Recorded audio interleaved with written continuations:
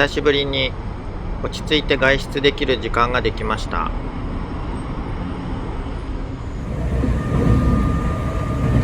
こんな日は電車に乗り込み、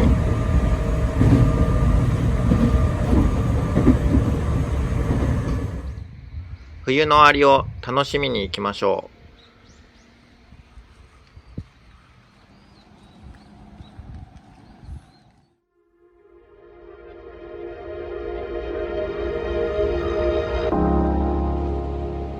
竹林に足を踏み入れました。程よく枯れ落ちた竹と、竹以外の木々が混在する、そういった里山の竹林に入りました。こ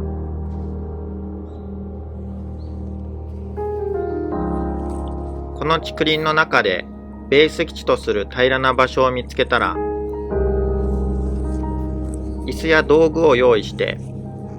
枯れ竹折りを開始します。ここからアリを探していきます。ではまず、竹林の中で、良さそうな枯れ竹をいくつか、持ってきてベース基地に集めます。そして、このように、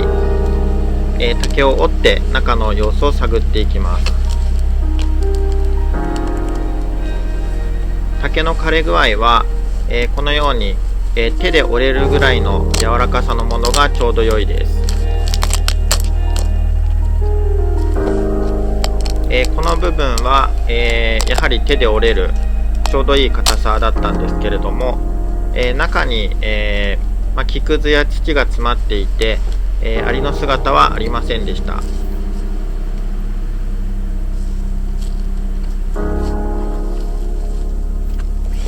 アリがよく見つかるのはこのように手で折れる、硬さの竹が多いんですけれども、少し硬めのものに、アリが入っていることもありますし、もっと朽ちた、竹に入っていることもあるので、良さそうなこれがいいかなと思った竹には、どんどん折ってみてですね、中を、探っていくと、いいかなと思います。この竹には、いませんでした。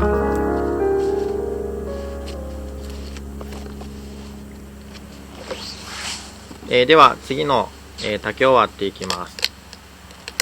これはもう節の部分がある程度も穴が開いた状態になっているので、この節にはあまりアリは、期待できないかなという感じでした。で少し硬めの、竹の場合はこのように剪定バサミなどを使って、折っていくという方法をとります。このように、穴が開いている部分にはアリとは限りませんが何かの生物や虫が、入った、痕跡になるので可能性があります。ただ、この竹の場合は裏側を見たらすでにもう大きな穴が開いていたので、アリがいる、可能性はとても低い、竹ということになります。ですが念のため、しっかりと中を見て、アリがいないかを探っていきました。こう見た感じいないですね。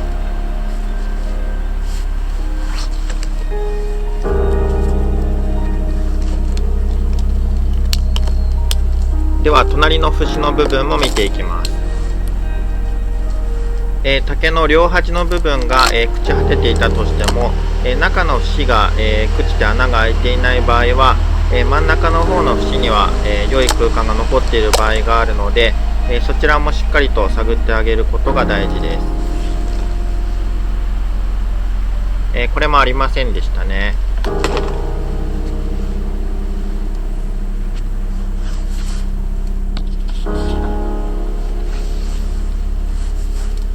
はい、また別の竹を拾ってきました。竹林の中は、結構斜面もありますし、その場で竹を折っていくのも結構大変なので、何本かベース基地に持ってきて、一気に割っていくという方法の方が、楽ではないかなと思います。先ほどよりも少し、細めの竹を持ってきましたが、やはりこれも手で、折れるぐらいの硬さのものですね。ですが、こちらにも、アリの姿は、見つけれませんでした。ただ朽ち方としては、結構いい朽ち方かと思うので、これぐらいの硬さのものが、見つけやすいのではないかなと思います。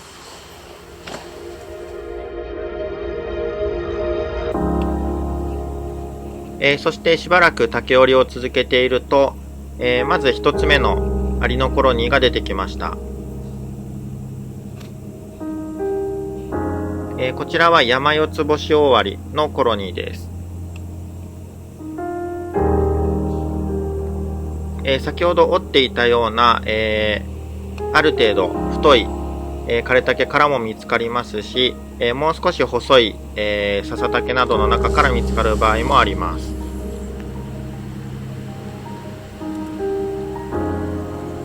外は寒いので、山四つ星オオアリもこの寒い、環境の中で、ほとんど、活動を停止したような状態で、あまり動かずに、竹の中にいました。こちらはメジャーワーカーの姿です。この個体は、頭部、顔の前の方がちょっと、赤褐色になってますね。そしてよく見ると、腹部に、星がありますので、山四つ星オオアリ、の四つ星という、特徴が、見ることができます。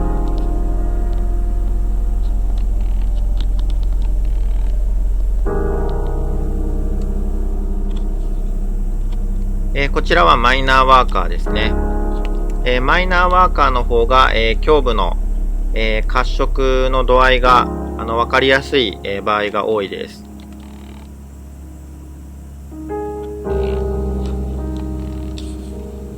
胸部の前の方、前胸部分ですね、そこが特に褐色であることが分かります。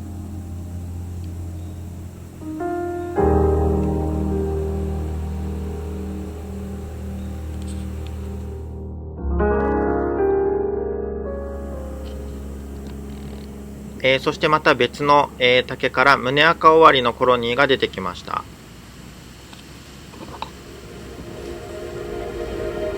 女王がいるコロニーですね。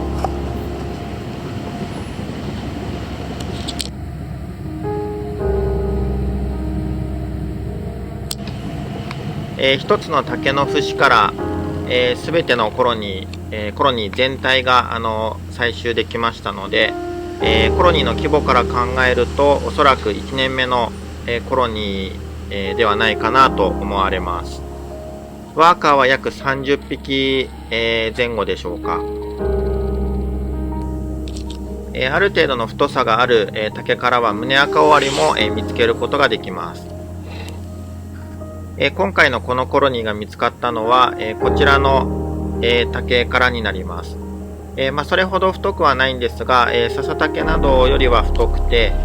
ある程度の、竹の中にスペースがある、空間になります。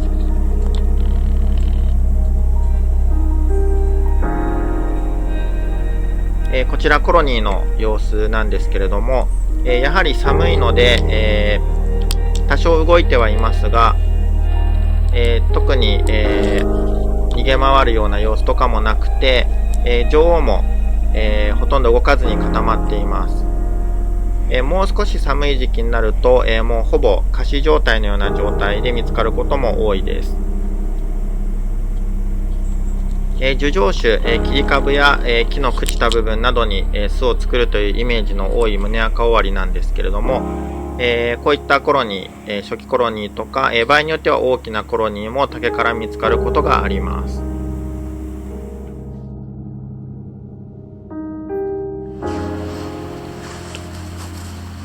さらに、竹織りを続けていきます。今度はこちらの、枯れ竹、こちらをよく見ると、竹の、大きなスペースではなく、竹の、外皮の部分でしょうか、ちょっと何と表現していいのかわからないんですが、ここにアリが見つかりました。こちらは、最初に出てきたものと同じ山四つ星オオアリです。外皮と、内皮の間と表現すればいいでしょうか。こういった、狭いスペースに、うまく、巣を作っている、そういった場合もあります。とても狭いスペースなんですが、このように拡大をして見ていると、小さな山四つ星オオアリにとっては十分なスペースであることがわかります。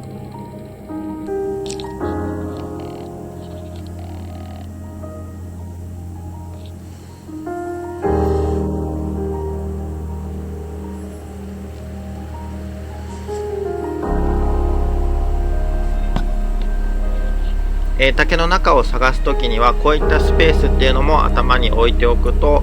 アリに出会える、可能性が高まるのではないかと思います。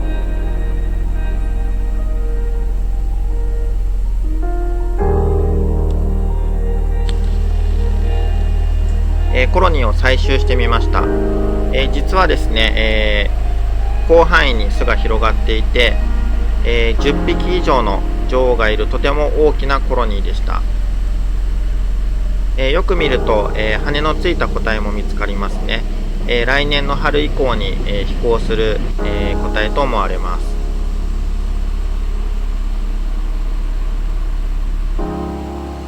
女王もたくさん、それからワーカーもたくさん、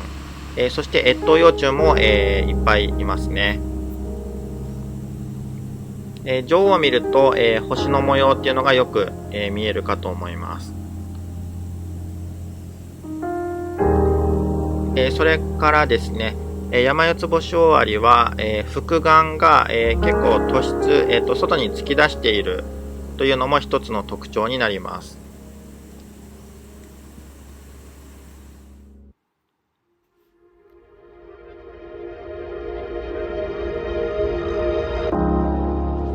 そしてまた別の竹です。朽ち方がまだ浅くて、まだちょっと硬めの、枯れ竹だったんですが、ここから見つかったのはミカドオオアリ。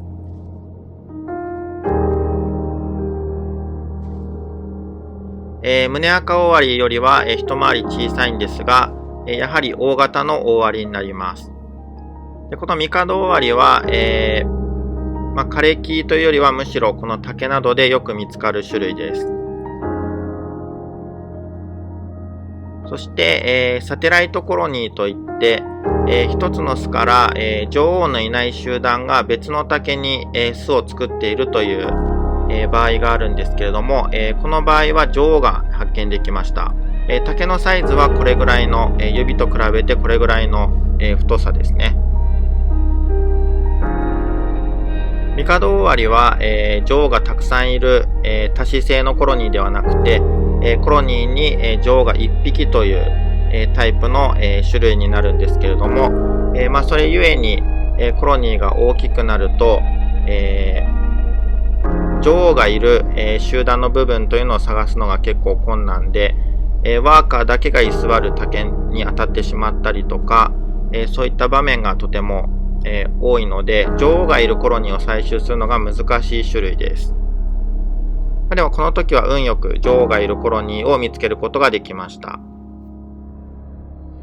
ということで今回は冬場のアリ探しの方法の一つ、枯れ竹折りの様子をお届けしました。暖かい時期には出会えないアリに出会えるという醍醐味もありますし、折る竹の太さ、それから竹林の場所、それなどによって、出てくるアリが異なるというのもまた醍醐味の一つです。ぜひ、アリを探してみてください。